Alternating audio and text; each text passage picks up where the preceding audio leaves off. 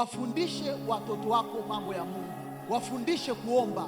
Tabia ya kiroho ambayo unataka kuiona kwa watoto wako, sharti hiyo tabia ionekane kwanza kwako, itengeneze, waone kabisa. Anajifunza kwa kuona sana kuliko kusikia sana. Yaani manake akikuona unaomba, na yeye ataanza kukuiga. Usiwaambie watoto wako wawe na tabia ya kumtafuta Mungu wakati wewe ndani yako hiyo tabia ya kumtafuta Mungu haipo. Manake nini? Unachotaka kukiona kwa watoto wako kwanza kionekane kwako, alafu wakuangalie, uanze kuiga pattern zako zinaendaje.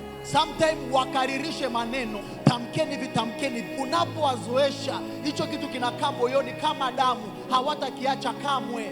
Mtoto ambaye ametoka kwenye familia za washirikina, baba na mama wanakula nyama za watu, katoto nako katafundishwa kula nyama za watu.